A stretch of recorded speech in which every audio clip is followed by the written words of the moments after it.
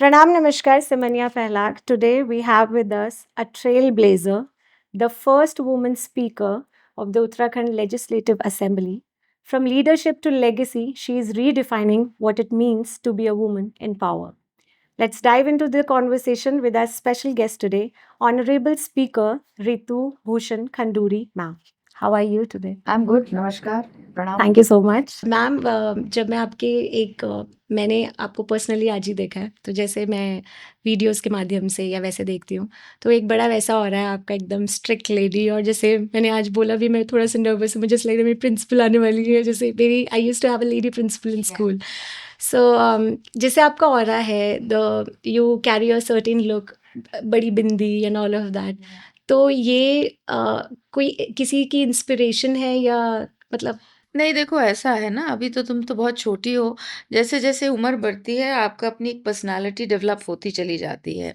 क्योंकि मैं बहुत ही यंग एज में एक तो शादी हो गई, फिर हस्बैंड क्योंकि बिहार कैडर के आईएएस अफ़सर थे, तो बिहार चले गए। बच्चे हो गए। बिहार में भी मैंने प्रयास यही किया कि महिलाओं के साथ, लड़कियों के साथ काम करूँ और बहुत अपॉर्च्युनिटी मिली विज़-अ-वी हस्बैंड और मेरी मदर इन लॉ। बहुत ज़्यादा अपॉर्च्युनिटीज़ उन्होंने मुझे दी घर से निकलने के लिए, एक अपनी पर्सनैलिटी डेवलप करने के लिए। तो जहाँ तक the way I am, I think it is the upbringing. अब डिसिप्लिन्ड अपब्रिंगिंग में रहे हैं, काफ़ी स्ट्रिक्ट माहौल में हम लोग रहे हैं। हर चीज़ की वैल्यू हमको मिली है, हम मिट्टी के घरों में भी रहे हैं। और अगर आप कहेंगे आज भी ज़मीन पे सो जाओ या मिट्टी के घरों में रहें, हमें कोई प्रॉब्लम नहीं होती है। दूसरी तरफ आप कहेंगे 5 स्टार, 7 स्टार हमारे लिए बराबर है। बिकॉज़ आर्मी की लाइफ़ जो होती है ना, वो आपको सब कुछ दिखाती है। और पूरे हिंदुस्तान में घूमे हैं, तो शायद छोटी-छोटी चीज़ें हर प्रदेश की, हर छोटे शहरों की कहीं न कहीं हमारे मस्तिष्क में, मन में आई होगी और शायद उसी के कारण एक ऐसा पर्सनैलिटी डेवलपमेंट हुआ है। आई एम यू नो एक people create personalities also. I am not मतलब इतनी भी मैं खूंखार या खौफनाक नहीं हूँ। I am just a person who follows certain principles. मैं कुछ प्रिंसिपल्स को फ़ॉलो करती हूँ, कुछ आइडियोलॉजीज़ को फ़ॉलो करती हूँ, कुछ वैल्यूज़ को फ़ॉलो करती हूँ और उसमें अगर लोगों को लगता है कि बहुत स्ट्रिक्ट है, तो it's a little difficult to understand. आप रियल लाइफ में मतलब स्ट्रिक्ट नहीं हैं उतने? नहीं हूँ, I don't think so, I get along. मैं बहुत जल्दी लोगों से दोस्ती कर सकती हूँ। जैसे मेरे पिताजी के लिए कहते थे कि बहुत ही कड़क आदमी है, बहुत स्ट्रिक्ट है, समय पे कहता है आओ, समय पे मिलता है। लेकिन आज उस चीज़ को वो अप्रिशिएट करते हैं। बहुत से लोग चाहे छोटे शहरों में हों, गाँव में अपने कहते हैं कि अपने पिताजी के वैल्यूज़ के साथ चलना, पिताजी के वैल्यूज़ को मत छोड़ना। तो आज उसको अप्रिशिएट किया जाता है। तो अपने वैल्यूज़ को, अपने सिस्टम्स को लेके चलना चाहिए, लेकिन ये भी ना हो कि किसी को इतना ज़्यादा मुझसे खौफ हो जाए कि वो मुझे मेरे पास आए ना, ऐसा है नहीं। एक बार आप मेरे साथ बैठते हैं, तो जो मेरा डिमीनर है, जो मेरा लुक है, वो शायद हो सकता है लगता हो कि she is a strict lady, but शायद जब आप मेरे साथ बैठते हैं, तो बहुत ही ईज़ी कन्वर्सेशन होता है। मुझे ऐसा लगता है। हो रही है easy conversation. Ma'am, get along की जहाँ पे आपने बात करी, तो कोटद्वार से आप एमएलए हैं। लोगों के लिए जो हमारी ऑनरेबल स्पीकर मैम हैं, वो कितनी एक्सेसिबल हैं? I am very accessible. मेरे घर के दरवाजे हमेशा खुले रहते हैं। यहाँ पे जो भी आता है, मेरा प्रयास रहता है कि मैं 10 मिनट से मैं रोकूँ ही नहीं, उनको रुकना ना पड़े। यहाँ जैसे ही मुझे इन्फॉर्मेशन मिलती है, मैं तुरंत मिलने का प्रयास करती हूँ। मेरा फ़ोन 24 घंटे खुला रहता है और ये तो आप कोटद्वार में भी पूछ सकते हैं या कहीं भी उत्तराखंड में पूछ सकते हैं। किसी का भी फ़ोन हो, मैं फ़ोन उठाती हूँ। बात करती हूँ। तो I am very very accessible. मतलब ये सोच ही नहीं है कि हमें लोगों के बीच में नहीं रहना है, क्योंकि जिस संस्कार से मैं आती हूँ और फिर मैं अपने माँ पिताजी पर जाऊंगी, बहुत जब मैं जीती थी पहली बार विधायक, तो उन्होंने कहा था, विधायक तो बन गई हो, लेकिन इसके साथ अपनी ज़िम्मेवारियों को समझो। एंड आपकी ज़िम्मेवारी आपका क्षेत्र है, आपके लोग हैं। तो वो इनकल्केटेड है, वो मेरे अंदर है। तो इसलिए एज़ एमएलए मेरा काम है कि मैं जनता के साथ जुड़ूँ और एक्सेसिबल रहूँ। तो ये तो मेरा काम ही है, तो I need to be that. तो मैं एक्सेसिबल हूँ, ज़्यादा से ज़्यादा प्रयास करती हूँ कि लोगों के बीच में रहूँ। हुँ। अ, मैम जहाँ तक एक्सेसिबिलिटी की बात है, अभी जैसे हम कुछ पॉलिटिशियंस को देखते हैं, वो एक ना अ, जनता का सेवक कहते हैं हम, तो आजकल ना पॉलिटिशियंस बड़े सेलिब्रिटी बने घूमते हैं और लोग मिल नहीं पाते उनसे, तो उस चीज़ को आप कैसे देखते हैं? नहीं, देखो, ऐसा है, टू ईच हिज और हर ओन, है ना? जो अब जिसको जैसा है। लेकिन ज़्यादातर देखो, मैं ये देखती हूँ कि आपको 5 साल के बाद फिर जनता के बीच में जाना ही है। हुँ। ये हम सबके दिमाग में रहता है कि अगर आपको लंबी राजनीति करनी है, और ख़ासकर अगर आपको इलेक्शन वाली राजनीति करनी है, इलेक्टोरल पॉलिटिक्स करनी है, तो फिर आपको एक्सेसिबल तो होना ही पड़ेगा। तो मुझे नहीं लगता है कि पॉलिटिशियंस बहुत ज़्यादा इनएक्सेसिबल होते हैं। एक ऑरा क्रिएट कर देते हैं लोग, लेकिन मुझे ये लगता है क्योंकि हमारी जॉब ऐसी है, तो हमें एक्सेसिबल तो होना ही पड़ेगा। अब कुछ लोगों को शौकीन, अगर वो शौक से इसमें आए हैं, तो फिर 5 ही साल के लिए आए होंगे। तो उस शौक में फिर वो अगर सेलिब्रिटी बनना चाहते हैं, तो फिर वो उनकी अपनी सोच हो सकती है। हुँ। मैम फर्स्ट वुमन स्पीकर की जब हम बात करते हैं तो आपका नाम आता है। तो देयर इज़ अ सेइंग कि it is not easy to be a woman in a man's world. Politics में कितना डिफ़िकल्ट है एज़ अ वुमन सर्वाइव करना? It is difficult, it is extremely difficult, बहुत कठिन काम है। आज भी हिंदुस्तान ही नहीं, विश्व ही मेल डोमिनेटेड है। आज भी पुरुषों की कहीं न कहीं ज़्यादा सुनी जाती है, या उनको ज़्यादा इम्पोर्टेंस मिलती है। Having said that, I come from an army background, मैं आर्मी से आई हूँ, और एक देखो, उत्तराखंड के पहाड़ी बैकग्राउंड से आई हूँ, जहाँ मैंने कभी बेटा और बेटी में फ़र्क नहीं देखा, ठीक है? मेरे भाई को उतनी ही एजुकेशन मिली जितनी मुझे, शायद मुझे ज़्यादा ही मिली होगी। मतलब इसमें कभी ये वो नहीं हुआ कि वो अगर वो इंजीनियर बन रहा है तो तुम ये नहीं कर सकती हो। इनफैक्ट मेरे पेरेंट्स ने मुझे पुश किया, नहीं एमए तो करना ही पड़ेगा, नहीं तुम्हें जर्नलिज़्म तो करना ही पड़ेगा, नहीं एडवर्टाइज़िंग तो कर। So I have not seen that kind of difference in the family. Family में नहीं, और उत्तराखंड में भी नहीं था। मैं जब छोटी थी, दादी घर पौड़ी जाती थी या नानी घर नैनीताल जाती थी, तो मैंने देखा कि खूब लड़कियां पढ़ने जाती थीं, और वो मुझे मतलब अभी भी याद आता है, सफ़ेद रंग की सलवार, नीले रंग का कुर्ता और सफ़ेद रंग का दुपट्टा, और दौड़ रही हैं तो अपने चोटियां बना के यहाँ पर सफ़ेद रिबन लेके दौड़ रही हैं स्कूल में। तो कोई फ़र्क नहीं होता था, लेकिन उसके बावजूद आज है। बहुत कठिन है।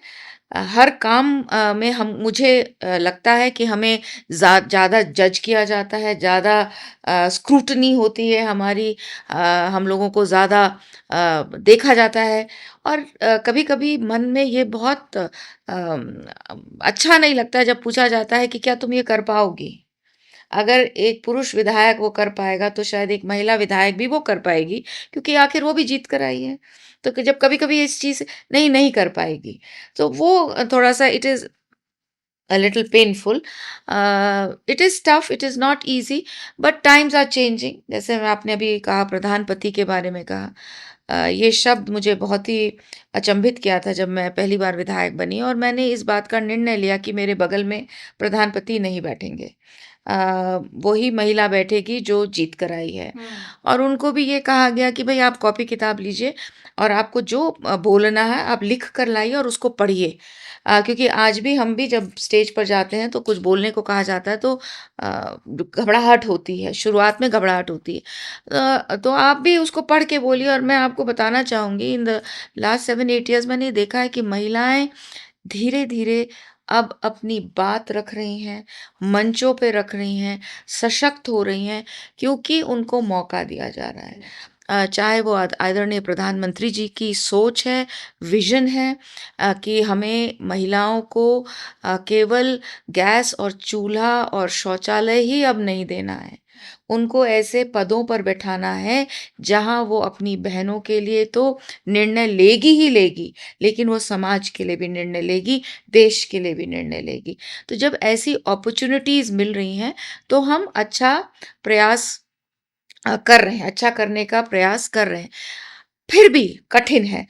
दूसरी चीज़, एक और चीज़ मैं बहनों को कहना चाहूँगी, हम सब, उसमें मैं भी शामिल हूँ, हम हर चीज़ 200% करना चाहते हैं। हम अपने ऊपर प्रेशर बनाते हैं। हो सकता है कि हमें पुरुष वर्ग देख ही ना रहा हो, लेकिन हम चाहते हैं कि हम जो करें वो 200% हो, 100 भी नहीं है। हम सीधे 200% पर जाएँ और हर चीज़ में एक्सेल करें। That is putting a lot of pressure on yourself. और हम सब उसी बोट पे हैं, आप भी, मैं भी, we are all on the same boat, कि हम घर भी बहुत अच्छे से देखें, हम अपने समाज में जो काम कर रहे हैं वो भी अच्छा करें, नौकरी भी बहुत अच्छी कर लें, बच्चों की पूरी हम देखभाल कर लें, उनका एजुकेशन की भी चिंता कर लें, सास ससुर को भी देख लें। After all we are human, ठीक है, हमें बहुत शक्ति भगवान ने दी है, मल्टीटास्किंग में तो हम उस्ताद हैं, हम कर सकते हैं, लेकिन इतना भी प्रेशर अपने पर ना डालें जहाँ हम खिलने की जगह मुरझाने लगें। करेक्ट। जी। बेसिकली वो ओमनी प्रेजेंट होता है ना, कि जी। बस मैं सब कर सब लूँ, हर जगह। जगह प्रेजेंट हाँ, होके। एग्जैक्टली। मैम, जैसे वुमेन स्पीकर की हम बात करते हैं, तो ये टाइटल, क्योंकि आप उस पद पे हैं, तो आप हमारी प्लीज़ ऑडियंस को ये बताइए कि जो ये टाइटल है, इससे पावर मिली है वुमेन इन गवर्नमेंट्स जो हैं, या फिर ये सिर्फ एक सिंबॉलिक वैल्यू वाली चीज़ है? No, absolutely not. सी, अगर आप राजनीति करते हैं, सो जब आपको इतनी बड़े पद मिलते हैं, गरिमा भरे पद मिलते हैं, पॉलिसी डिसीजंस को आप अपनी सदन में उसको किसी तरह से रूट करते हैं, तो बहुत बड़ा पद है, सिर्फ सिंबॉलिक पद नहीं है।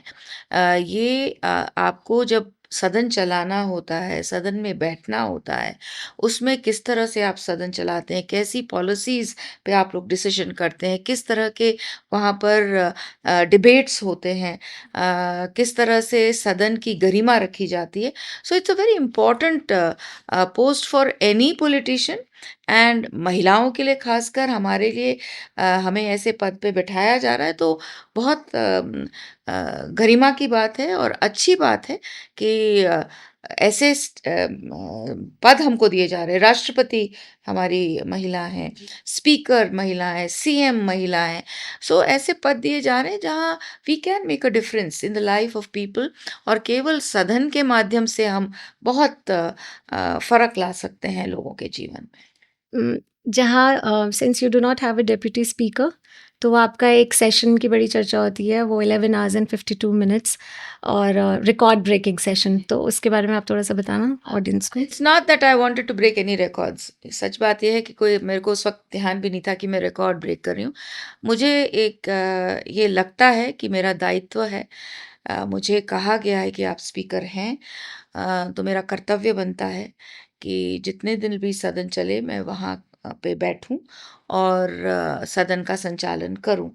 और उस सदन के संचालन में अगर मुझे 11 घंटे 12 घंटा बैठना पड़ता है, तो ईश्वर की कृपा है कि मैं बहुत एंजॉय करती हूँ, और ड्यूटी भी लगती है, लेकिन पैशन भी है, आनंद भी आता है। तो जब तीनों का मिश्रण होता है तो बड़ा मज़ा आता है, तो फिर मैं बैठ जाती हूँ, मुझे बहुत ज़्यादा समस्या नहीं होती है। मैम, जैसे मुझे ऐसा लगा ना कि प्रिंसिपल आ रही हैं रूम में, वहाँ पे भी क्या लगता है नेताओं को कि बोलते तो हैं ही मुझे, स्ट्रिक्ट प्रिंसिपल इज बोलते हैं entering? He. They do say that she behaves very strictly, लेकिन आपको बताना चाहूँगी, देखिए सदन है ना? और सदन की गरिमा रखनी बहुत आवश्यक है।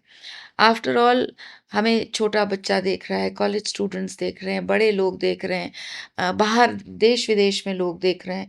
आप विश्वास नहीं करेंगे, अगर कुछ होता है सदन में, पहले विदेश से हमको मैसेजेस आ जाते हैं। So we have to be careful कि हम क्या चीज़ बाहर भेज रहे हैं। और ये केवल मेरा या उन 70 एमएलएज की बात नहीं है, ये उत्तराखंड को वो सदन रिप्रेजेंट करता है। उत्तराखंड में किस तरह की चीज़ें होती हैं, किस तरह की भाषा इस्तेमाल की जाती है, किस तरह की बॉडी लैंग्वेज होती है, किस तरह के डिबेट्स होते हैं, किस तरह से आपस में प्रेम प्यार से बात की जाती है, ये सब बाहर जाता है। तो गरिमा रखनी बहुत ज़रूरी है। इंस्टीट्यूशंस को हम जब तक उनके जो उनकी ईथॉस है, उसको वैल्यूज़ हैं, उनको नहीं समेट के रखेंगे, तो फिर देश कैसे चलेंगे? तो बहुत ज़्यादा ज़रूरी है कि सदन की गरिमा रखी जाए और थोड़ा डिसिप्लिन रहे। अब अगर मोबाइल बज रहा है, क्या अच्छा लगेगा?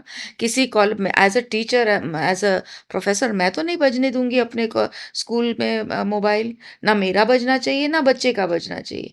तो जब स्कूल के क्लासरूम में नहीं बज सकता है, आप क्या क्लासरूम में 5वीं क्लास का बच्चा का मोबाइल बज सकता है? नहीं बज सकता है। तो इसी तरह से हम तो 50 साल के, 52 साल के लोग हैं और वहाँ अगर हमारा मोबाइल बजता है, तो अच्छा नहीं लगता है। तो इन सब चीज़ों की वजह से हो सकता है, मुझे कहते हैं कि बहुत ज़्यादा स्ट्रिक्ट हैं, लेकिन मैं स्ट्रिक्ट नहीं हूँ, मैं प्रयास करती हूँ कि गरिमा रखी जाए सदन की।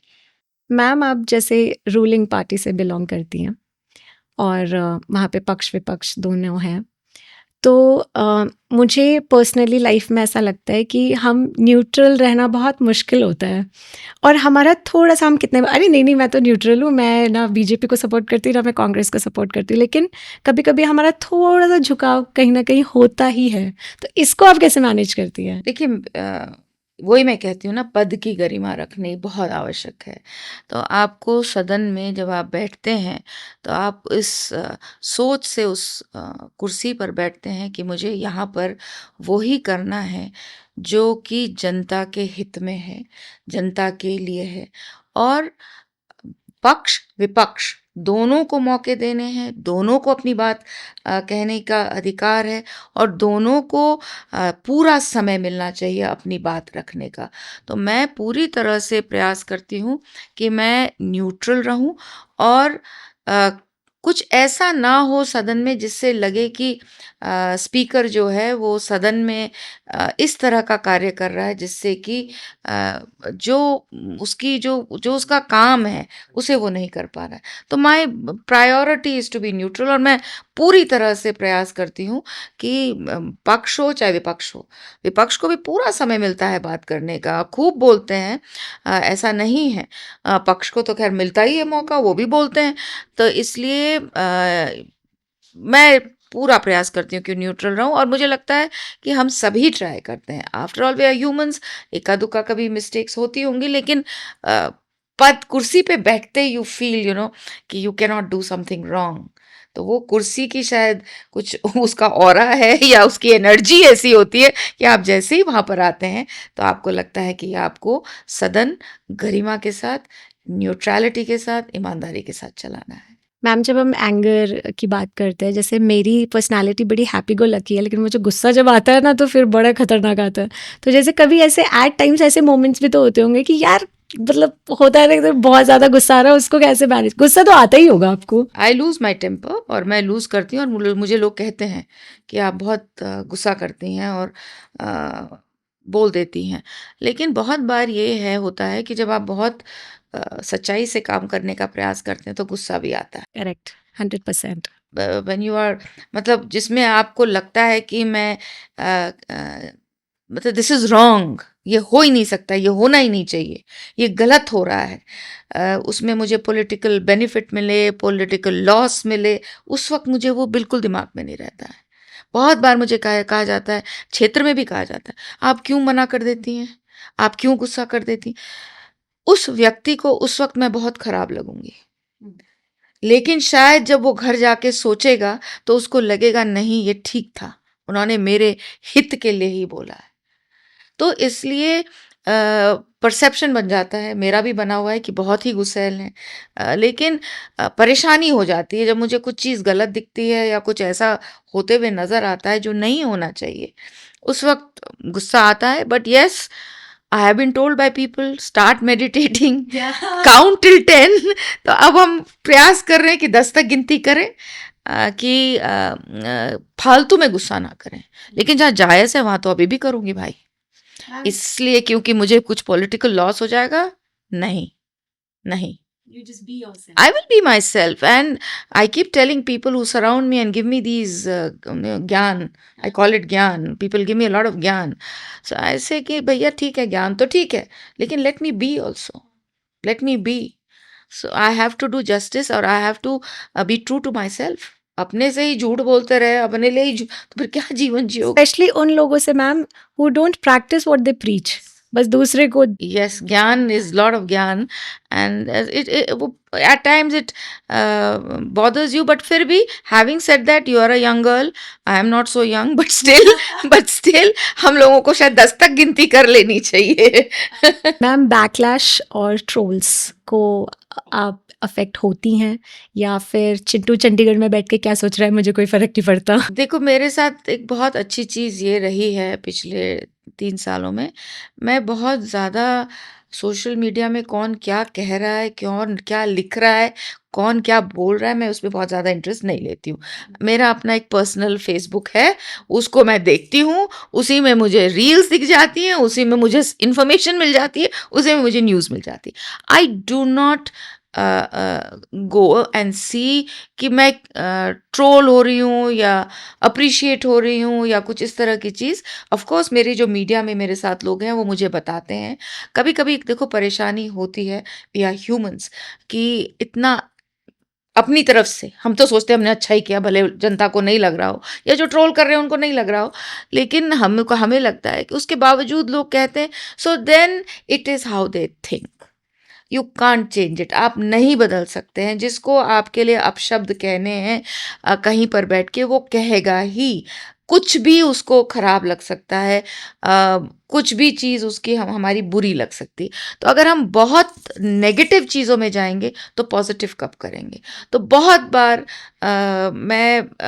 मतलब I have been very happy go lucky kind of person who really doesn't bother कि ठीक है भाई उसने ये कह दिया, ठीक है इसने ये कह दिया, कहा होगा वो बोलने दो। कभी कभी मुझे इक्के दुक्के ये लोग बताते हैं तो मेरा थोड़ा सा इरिटेशन होती, otherwise I don't go through this, because to keep yourself sane, to keep yourself away from all this, the best thing is do not go in that direction.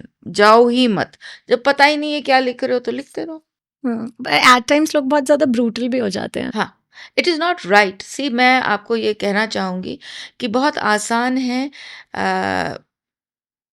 Mobile के पीछे छुप कर कुछ भी लिखने के लिए, किसी के लिए भी लिखने के लिए, वो भी फेक आईडी से। जब आप कुछ लिखते हैं आप सोचिए तो सही, अगर आपके बारे में, आपके परिवार के बारे में इस तरह के अपशब्द कहे जाएंगे तो आपको कैसा लगेगा? Again I keep saying this, it is all about values. School में मॉरल साइंस क्लासेस होनी चाहिए। पेरेंट्स को और खासकर माँ को अपने बेटों को, बेटियों को तो खूब संस्कार मिलते हैं, बेटियों को तो हम इतने संस्कार दे देते हैं, ऐसे क्यों बैठी है, वैसे क्यों हंसी, कहाँ गई, बाल ऐसे क्यों, जोर से क्यों बोली, किचन में क्यों नहीं काम करती है, फलाना। लड़कों को क्यों नहीं बोलते हैं? It's time we started giving values to our boys. बोलो उनको कि जोर से नहीं बोल सकते हो, घर में बहन को धक्का नहीं दे सकते हो, माँ से तमीज से बोलो, दादी से तमीज से बोलो। और जब आप ये चीज़ें घर में सिखाओगे तब जाके आपके निर्भया जैसे कांड नहीं होंगे। बनाते रहो लॉ, आप कितने ही आप लॉ बना लोगे, till you give values to your son. लड़कों को जब तक वैल्यू आप नहीं देंगे, appreciate the other human being, उस लड़की को, उस बेटी को, उस माँ को, उस बहन को आप अप्रिशिएट करिए, तभी आप जीवन में कुछ कर सकते हैं और अच्छा कर सकते हैं। नहीं तो पॉसिबिलिटी नहीं है। And you learn from home. I have a small story to tell, though my son doesn't like it when I say it all over the place. उसको when he was very young, one day उसने मेरे बेटी को push किया और मेरी बेटी गिरी। My daughter is elder. तो मेरे हस्बैंड ने, जो कि इतना काम व्यक्ति है, मतलब मैंने कभी गुस्सा देखा ही नहीं है, मतलब कभी देखा ही नहीं है, ही लॉस्ट इट। और Gaurang must have hardly been 6-7 years old और 5-6। उसको इतनी डांट पड़ी, इतनी डांट पड़ी, और मैं कोने से देख रही हूँ, मैं आई वॉज फीलिंग कि मतलब इतना क्यों। सो खैर हमने कुछ बोला नहीं। Later I asked my husband, I said, आपने इतना He says he has to learn. Today it is his sister, tomorrow it's going to be you, then his friend, and then his wife. True.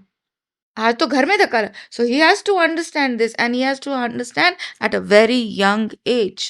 बचपन में आपको अपने बेटे को सिखाना होगा कि जो बहन है, जो बेटी है, जो माँ है, जो दोस्त है, जो पत्नी है, उसका भी उतना ही सम्मान होना चाहिए। ये संस्कार स्कूल और माँ देगी। और जिस दिन ये हो जाएगा, उस दिन हमें कोई लॉ, कानून कुछ नहीं चाहिए होंगे। 100%। पर इसको होने में मैम कितना टाइम लगेगा अभी? होगा। देखो, मैं यंग बच्चों को मैं बहुत सालों तक पढ़ाती आई हूँ, मैंने कॉलेज में पढ़ाया है और मुझे बहुत खुशी होती है ये बात बोलते हुए कि बच्चों को अगर आप सही तरीके से उनके साथ बातचीत करो, उनको सुनो, उनसे तर्क करो, दे अंडरस्टैंड। और बहुत अच्छे बच्चे हैं। आई हैव सीन देशभक्ति से ओत-प्रोत हैं, देश के लिए कुछ करने को तैयार हैं। मेक इन इंडिया, यहीं रहना, स्टार्टअप्स यहीं शुरू करना चाहते हैं, वैल्यूज़ हैं। है, अभी भी बहुत प्रॉब्लम है, ऐसा नहीं कि सोसाइटी में सब अच्छे हैं, लेकिन देयर इज़ होप। मेरे को तो बहुत ज़्यादा होप है इन द यंगर जनरेशन, क्योंकि मैं जब देखती हूँ अपने कामों के प्रति कितना सेंसिटिव हैं, कितने डिसिप्लिन्ड हैं, कितने मतलब इच्छा रखते हैं कि हम अच्छा काम करें, तो बच्चों में मुझे होप है और मुझे लगता है कि एक समय ज़रूर आएगा जब हमारे जो बच्चे हैं वो एक दूसरे का सम्मान करेंगे, एक दूसरे के साथ मिलकर चलेंगे और समाज और अच्छा होगा। हुँ। मैम, पंचायत इलेक्शंस होने वाले हैं अभी 2 चरण में। तो अभी क्योंकि मैं तो एक विलेज सेटलमेंट से आती हूँ, तो मैं वहाँ पे देख रही हूँ काफ़ी अभी प्रचार बहुत ज़्यादा हो रहा है। तो आप फर्स्ट वुमन स्पीकर हैं। ऐसे ही हमारे यहाँ की एक आईपीएस विमला गुंज्याल मैम हैं, जो रिटायर्ड हैं 35 इयर्स ऑफ सर्विस के बाद, और उनको गूंजी गाँव से निर्विरोध बनाया है प्रधान। तो एक ऐसी सर्विस में रह के उसके बाद आप अपना एक गाँव चुनती हैं जो बहुत ज़्यादा बैकवर्ड है, और मतलब मुझे लगता है कि वो एक ट्रू डेफिनेशन होती है ना वुमेन एम्पावरमेंट की, और एक ऐसे कि मुझे अपने गाँव के लिए कुछ करना है। तो जैसे आ रहे हैं अभी लोग ऐसे, और एक और हैं शायद आर्मी में, उनको भी अभी प्रधान के लिए, तो जैसे विमला मैम ने ये बोला है कि मेरे को लड़के नहीं बनना कुछ, आप अगर अपनी सहमति से मुझे आगे करते हैं तो आई एम रेडी। तो आप इस चीज़ को कैसे मैं, क्योंकि मैंने आपको देखा, आप उनको बधाई दे चुकी हैं। सी इट इज़ इंस्पिरेशनल कि आपने आईपीएस ऑफिसर रही हैं आप, आपने पूरे उत्तराखंड में कार्य किया है और उसके बाद आपने ये निर्णय किया है कि it's time to go back and give back to my village. और उन्होंने ये निर्णय किया कि मैं प्रधान के लिए लड़ूंगी और जो सबसे मजबूत कड़ी, सबसे इम्पोर्टेंट कड़ी, भले ही सबसे छोटी कड़ी, लेकिन सबसे इम्पोर्टेंट कड़ी है वो हमारे इलेक्टोरल पॉलिटिक्स की।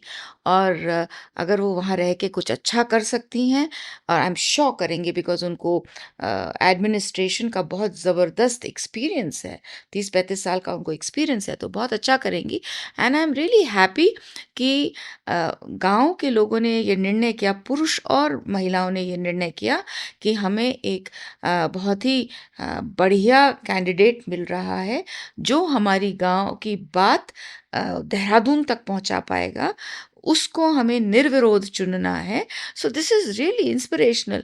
और बधाई मैं पूरे गाँव को दूँगी, पूरे गाँव को, गुंजी गाँव को बधाई के पात्र हैं कि उन्होंने ये इतना ज़बरदस्त निर्णय लिया कि हम जिताएँगे और एक महिला को, एक बहन को जिताएँगे, लेकिन हम इलेक्शन नहीं करवाएँगे। So it's a very inspirational story. तो बहुत बड़ी बात है मैम, बिल्कुल, सबका एकजुट बिल्कुल, होके। बिल्कुल। और आज के उत्तराखंड में, आज के हिंदुस्तान में it's a very big story और बहुत इंस्पिरेशनल है। जहाँ पे 2 लोगों के विचार नहीं मिल रहे, वहाँ पे पूरे पूरा गाँव, पूरा गूंजी गाँव। गाँव बहुत ज़्यादा बधाई और बिल्कुल, बधाई का हकदार पात्र है, है। जी, बिल्कुल, बिल्कुल। उनको तो बधाई का पात्र है कि उन्होंने इतना सुंदर निर्णय लिया। और मुझे लगता है ऐसी चीज़ें बदलेंगी। इसी तरह से धीरे-धीरे जब पढ़े-लिखे लोग जो अपने प्रदेश के लिए, अपने गाँव के हित के लिए काम करने के लिए वापस आएँगे, तो ऐसी चीज़ें बदलेंगी।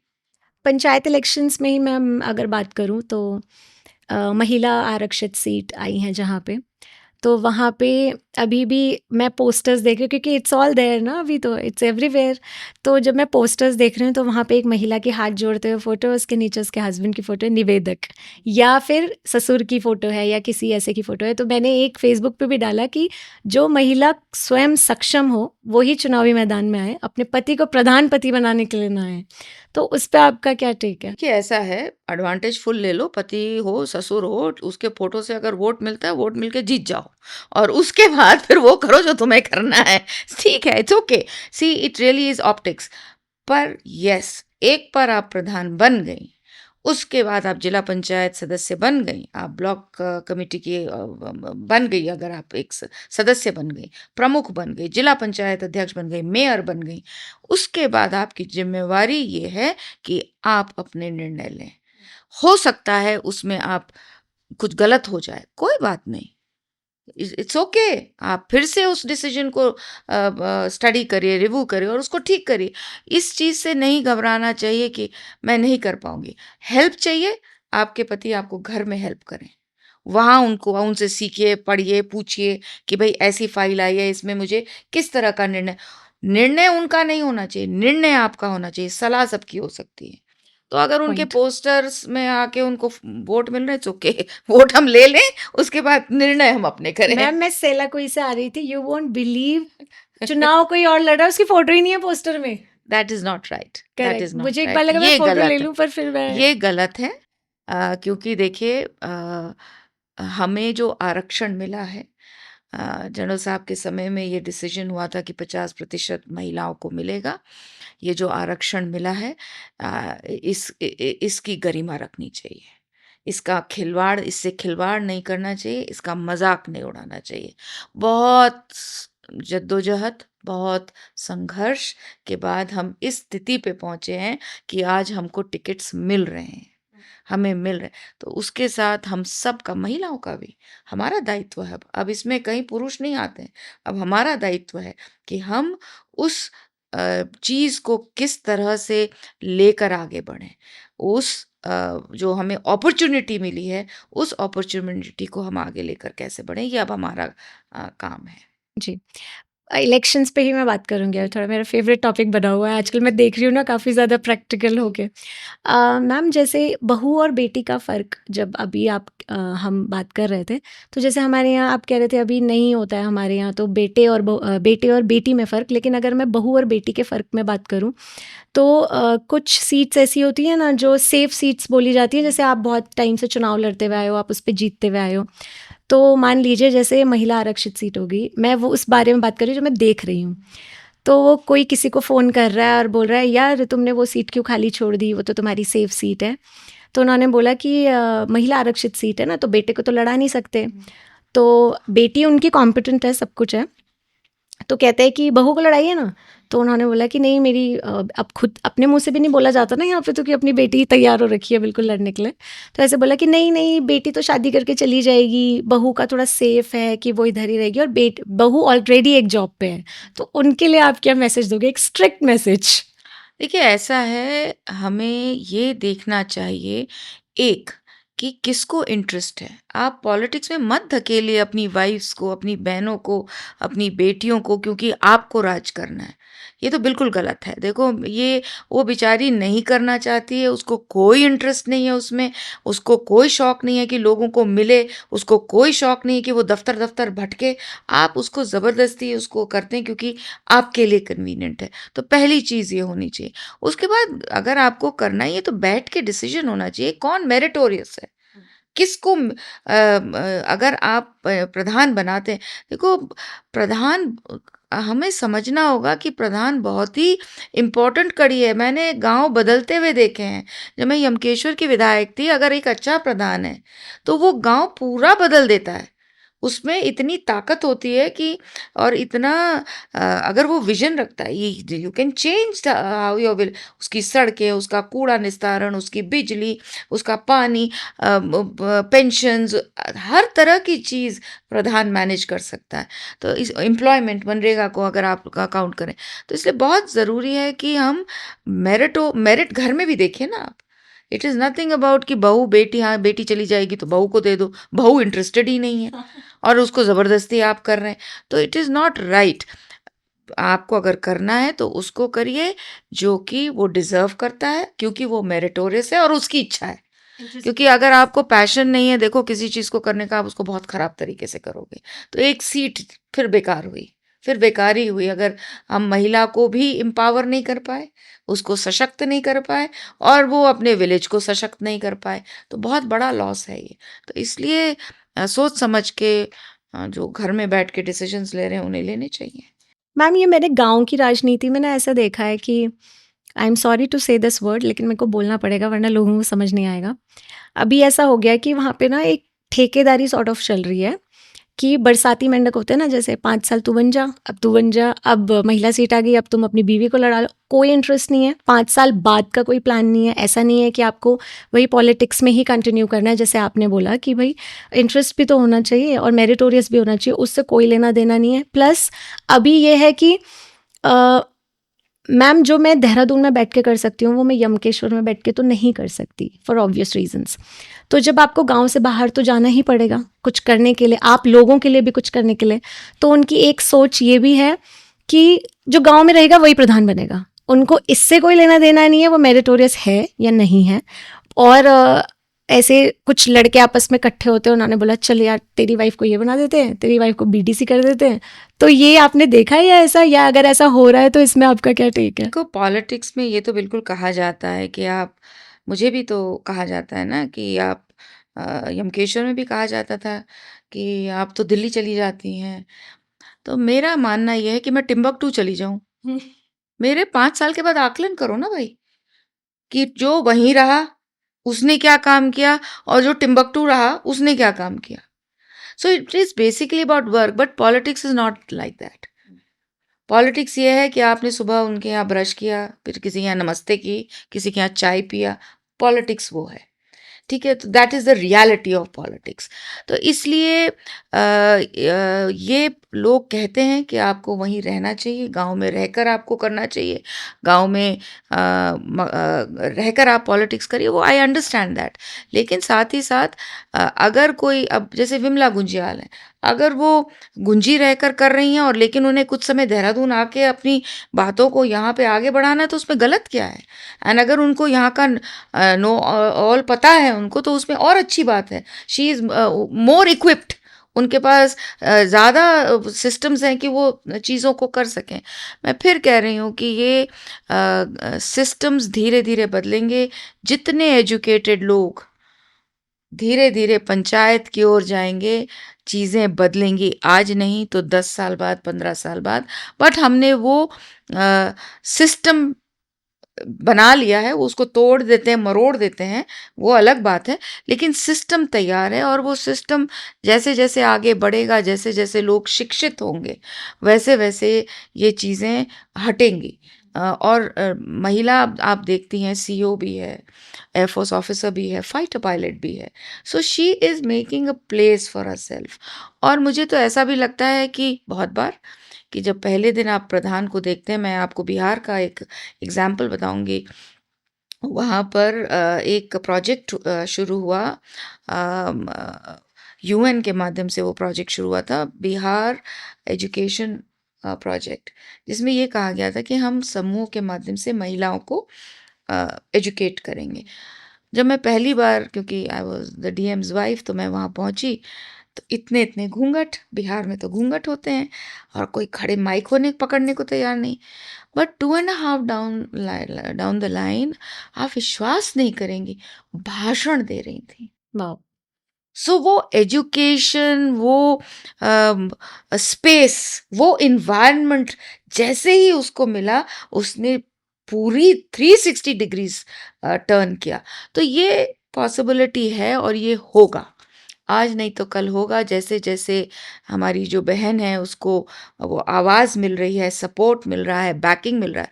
अगर हज़ारों पेरेंट्स ऐसे हैं जो बेटी को सपोर्ट नहीं करते हैं, तो लाखों ऐसे हैं जो बेटियों के लिए आज कुछ भी करने को तैयार हैं। ये भी देखने को मिलता है।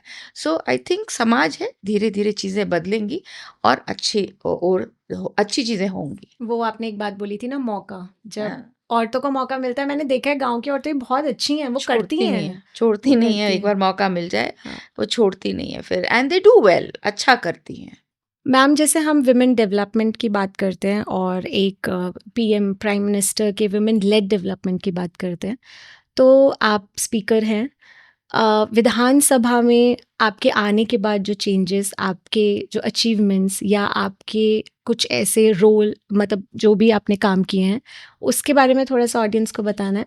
सी व्हेन जब प्राइम मिनिस्टर कहते हैं विमेन लेड डेवलपमेंट, तो उनका कहने का मतलब तात्पर्य ये है कि जहाँ एक तरफ मैं उनको उनकी रोज़मर्रा की चीज़ें तो दे ही रहा हूँ। शौचालय, आप गाँव से आती हैं तो आप जानती हैं शौचालय का क्या महत्व है। गैस का चूल्हा, 4000 का वो गैस का चूल्हा, मेरी नानी की 52 साल में मृत्यु हुई क्योंकि वो बुरादे की अंगीठी में खाना बनाती थी। Is it? Yes, 52 years at that young age she passed away because वो फूँक-फूँक के बुरादे की लकड़ी, जो लकड़ी का बुरादा होता है, गैस नहीं था, गैस नहीं था। तो वो 4000 का गैस का चूल्हा, प्रधानमंत्री आवास योजना में आज महिला का नाम लिखा जा रहा है। तो ऐसी नौनी को नौ एक कितना क्यूट चीज़ चली थी हमारे उसमें, जिसमें बेटी का नाम लिखा जाता था घर के बाहर। That was such a beautiful thing. तो जहाँ एक तरफ वो ये चीज़ें कर रहे हैं, कोरोना में वुड यू बिलीव, मतलब at times I wonder prime minister कहाँ तक सोच सकते हैं। राशन आया, मास्क आए, सैनिटाइजर्स आए, दवाई आई, लेकिन उन्होंने महिलाओं के अकाउंट में 3 महीने तक 500-500 रुपए डाले, 1500 रुपए। अब मैं कहीं बाहर दिल्ली में थी तो किसी ने मुझे खराब भी लगा, मजाक उड़ाया कि 1500 से क्या होता है।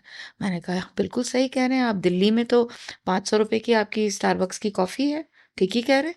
लेकिन गांव चलिए, मैं आपको बताती हूँ, 500 में उसने पूरा महीना चलाया होगा। उसका तेल, ये वो सारी चीज़ें जो नहीं आ पाई राशन में या नहीं हम लोग दे पाए समाज के उसमें, वो उसने की होगी।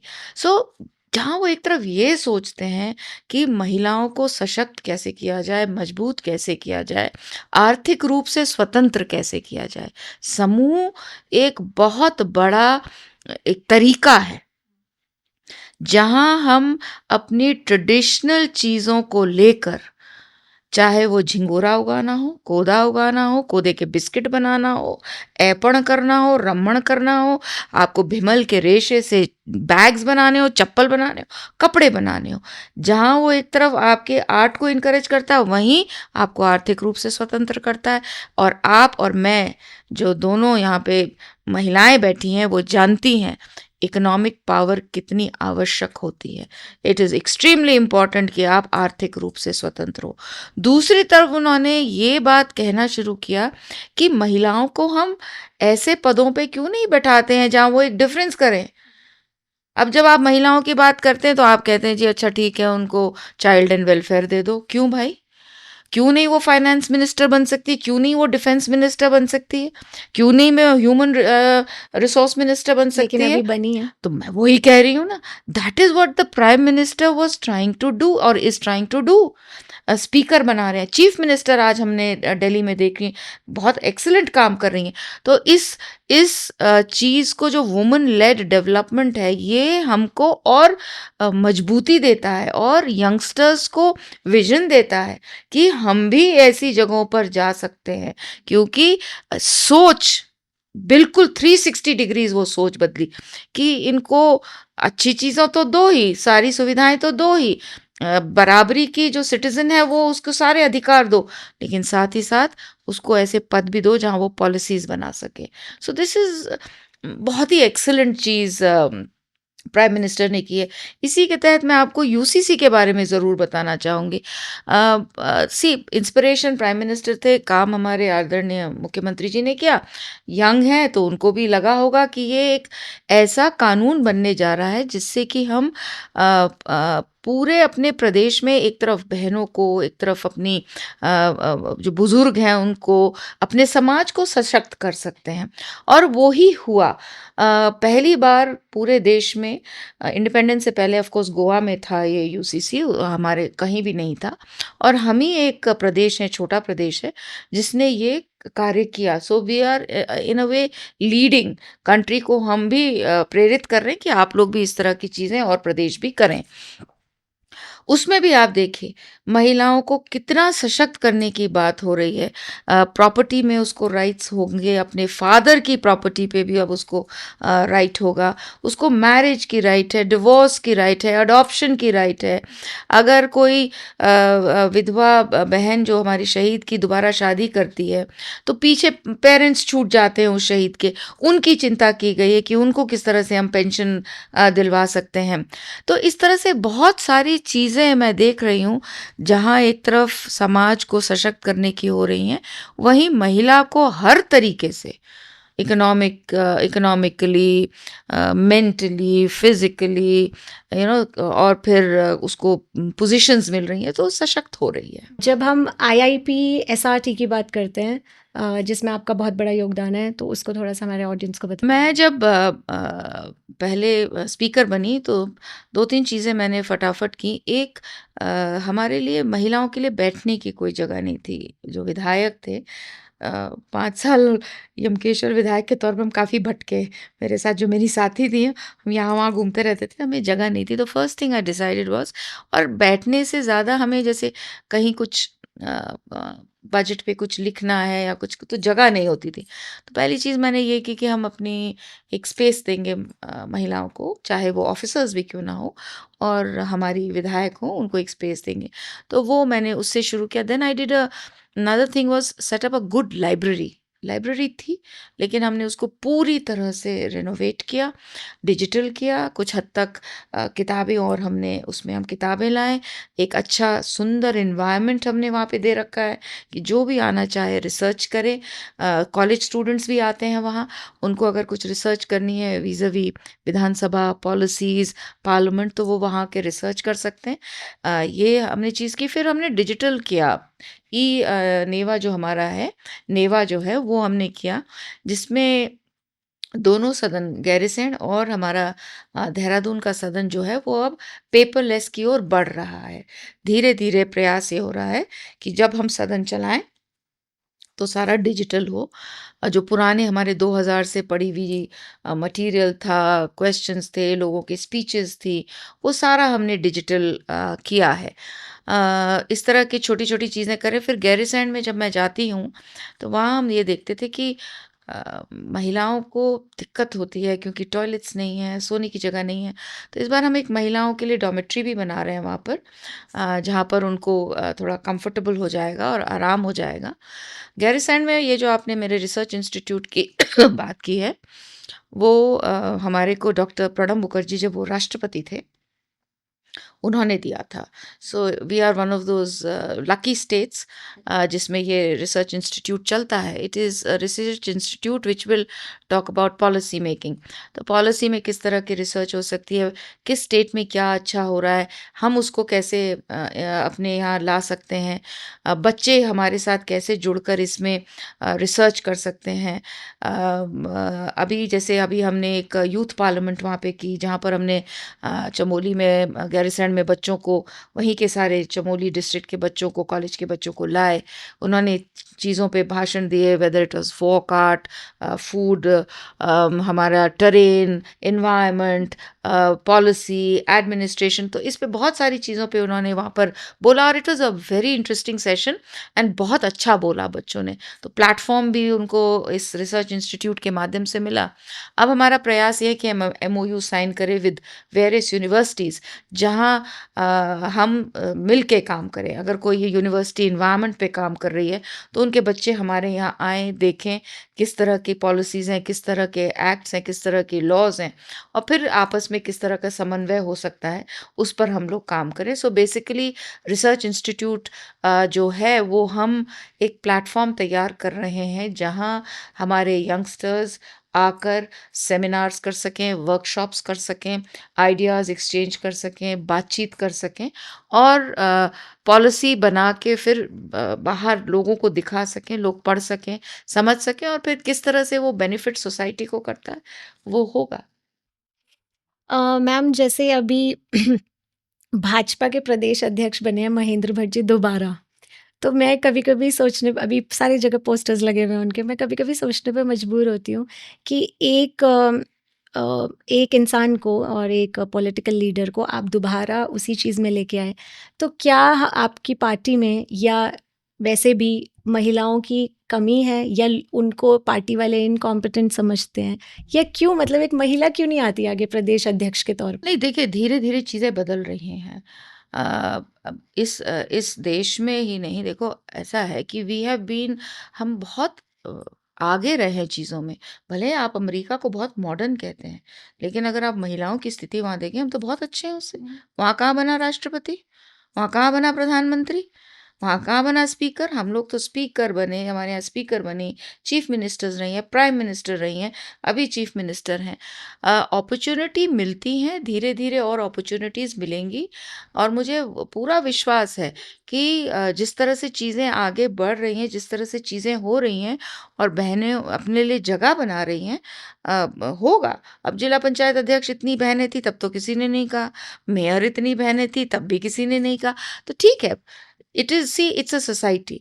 हम बिना पुरुष के नहीं चल सकते हैं, लेकिन हमें बराबरी में चलना है। हम ये नहीं कह सकते हैं वो कम है या वो ज़्यादा है। We are equal, so that is the kind of treatment it is expected. आज उनकी बारी है, कल हो सकता है हमारी बारी हो। तो इसमें बहुत ज़्यादा सोचने की कोई बात नहीं है, चांसेस सबको मिलेंगे। और जो हिंदुस्तान में चीज़ें आज देखने को मिल रही हैं, मुझे पूरा विश्वास है कि विमेन विल, अब तो कोई ग्लास सीलिंग बची नहीं है तोड़ने के लिए, तो अब तो कुछ बचा है नहीं। बट धीरे-धीरे हम अ, खुद के लिए भी अच्छा करेंगे, और जो महिलाएँ जो अभी भी ऐसी जगह पे जो बिल्कुल आखिरी माइल पे कहीं खड़ी हुई हैं, उनको भी हम लोग साथ लेकर चल पाएँगे। मैम, उत्तराखंड को वुमेन स्पीकर तो मिल गई, वुमेन सीएम कब मिलेगी? जब मिलेगी तब मिलेगी, और जिस तरह की प्रोत्साहन महिलाओं को मिल रहा है, मुझे पूर्ण विश्वास है कि धीरे-धीरे ऐसा भी होगा। मैम, एक मेरा फेवरेट टॉपिक है नेपोटिज्म। और लोग कहते हैं, मैं मानती भी हूँ इस चीज़ को, कि नेपोटिज्म उन्हीं को बुरा लगता है जिनके साथ नहीं होता। ये मुझे लगता है ऐसा। और तब तक ही बुरा लगता है जब तक खुद के साथ नहीं हो रही ना वो चीज़। तो मैम, जैसे नेपोटिज्म, अभी जैसे पंचायत इलेक्शंस चल रहे हैं, तो एक चीज़ मैं ये मानती हूँ कि जो बच्चा उस एनवायरनमेंट में पला बड़ा है, वो ऑब्वियसली ज़्यादा जानता होगा। और जो उनके माँ-बाप ने मेहनत कर ली है उस चीज़ को जोड़ने में, और बहुत कहते हैं कि यूपीएससी करना बहुत मुश्किल होता है, नेता बनना तो बड़ा आसान होता है, और जब आप यूपीएससी कर लेते हो, सुननी आपको नेताओं की पड़ती है। बट मैं इस चीज़ से बिल्कुल ताल्लुक़ नहीं रखती, और बिल्कुल, मतलब आई बेग टू डिफ़र, क्योंकि मैंने जब यूपीएससी की प्रिपरेशन करी, तो अपनी बुक्स के साथ और अपना, मैं ये नहीं कह रही हूँ वो आसान है, वो जर्नी भी बहुत मुश्किल है। लेकिन जब मैं एक छोटे से प्रधान का भी एक चुनाव देखती हूँ, तो प्रचार में जिस तरीके से वो लगे रहते हैं, और जो काम करने वाला है, वो बहुत चीज़ें सैक्रिफाइस करता है। और फिर जब आप प्रधान, फिर जिला पंचायत सदस्य, फिर विधायक, तो सैक्रिफाइसेस और बढ़ते जाते हैं। बच्चे अपने माँ-बाप को देख नहीं पाते जो पॉलिटिक्स में होते हैं, बहुत मेड्स के, वो आपने भी चीज़ें देखी होंगी। तो मुझे लगता है कि उनका हक है उस चीज़ पे, कि उन्होंने वो चीज़ें खोई भी हैं। लेकिन ऑन द अदर साइड, जैसे कुछ है बहुत इनकॉम्पिटेंट होते हैं, फिर उनको भी चांस मिलता है। तो कभी ऐसा नहीं लगता कि यार मैं इस चीज़ की हकदार हूँ? मुझे भी कभी-कभी ऐसा लगता है, लेकिन वो चीज़ मिल नहीं पाती हमें, जस्ट बिकॉज़ लोग बोलते हैं कि यार राजा का बेटा राजा नहीं बनेगा। तो इस चीज़ देखो को, ऐसा है, यूपीएससी में आप 2 साल खूब मेहनत करते हो, उसके बाद आईएएस बन जाते हो। नेता की आप स्थिति देखो, हर 5 साल, ठीक है? उसके बाद एवरीडे आपका तो अफ़सर फ़ोन उठाए ना उठाए, हमको तो उठाना है। रात में कहीं आग लगी तो जाना है, शादी है तो जाना है, अब आपको भागवत है तो जाना है, अच्छा है तो जाना है, बुरा है तो जाना है। So it is not easy. Politician की लाइफ बिल्कुल ईज़ी नहीं है। बिल्कुल गलतफ़हमी में लोग हैं कि अगर कहते हैं कि आपका जीवन तो बहुत आसान है।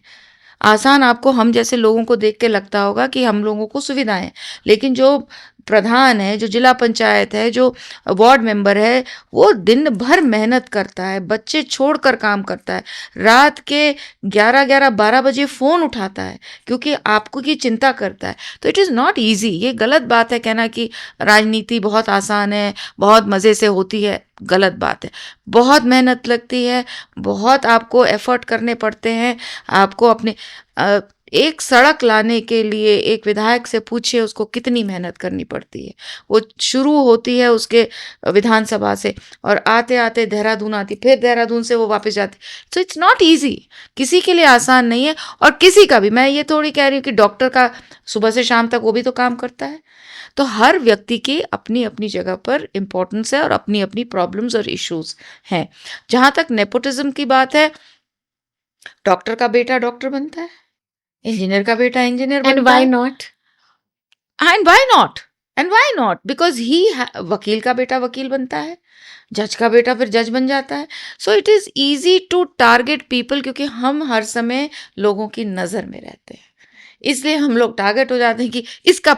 और देखो, मेरिट, आप अगर नेपोटिज्म से आ रहे हो, चाहे आप फिल्म स्टार हो, चाहे आप डॉक्टर हो, चाहे आप इंजीनियर हो, चाहे आप कोई हो, आप एक बार आ सकते हो, उसके बाद बार बार नहीं आ सकते हो। ये तो बिल्कुल 100% है। अगर आपने अपने बेटे को जबरदस्ती डॉक्टर बना दिया, अगर वो डॉक्टर बेकार है, कोई नहीं जाएगा उसके पास। एक्टर एक बार बनता है, उसके बाद फेल तो फिर फेल। और वही हालत आप पॉलिटिशियंस की ले लो। अगर वो सक्सेसफुल हो जाता है अपनी मेहनत से, अपने माँ बाप के नाम से, उसके बाद उसको मेहनत करनी ही पड़ेगी। मेहनत नहीं करेगा तो वो सक्सेसफुल नहीं हो सकता है। और this is true to everything. आप कहीं भी, अगर आपको कुछ चीज़ प्लेटर पे मिलती है, वो प्लेटर बस उतना ही है, उसके बाद आपको मेहनत करनी ही होगी। तो ठीक है, डिबेट के लिए बहुत अच्छा है, नेपोटिज्म में डिबेट करने में बहुत आनंद आता है। लेकिन ऐसा है नहीं कि जो नेपो किड्स हैं, सो कॉल्ड नेपो किड्स हैं, उनको बहुत ज़्यादा कुछ ऐसा बेनिफिट होता है। One benefit of course, after that it is your own life, it is your own way of working. आप कितनी मेहनत करते हैं, कितनी हार्ड वर्क करते हैं। बॉलीवुड में भी तो हम यही देखते हैं, जिन्होंने जस्टिस नहीं एब्सोल्युटली, किया वो उनको नहीं वो सर्वाइव दोबारा करते नहीं हैं, आ वो पाते, नहीं सर्वाइव जनता ही करते हैं, नकार देती है। वो नहीं सर्वाइव कर सकता है। You have to work hard. ऐसा नहीं है कि किसी भी चीज़ में आप मज़े से आप आ जाइए और उसके बाद बैठ जाइए, ऐसा नहीं होता है। बहुत मेहनत करनी पड़ती है और हर फील्ड में करनी पड़ती है। ऐसा थोड़ी है कि नहीं करनी पड़ती है।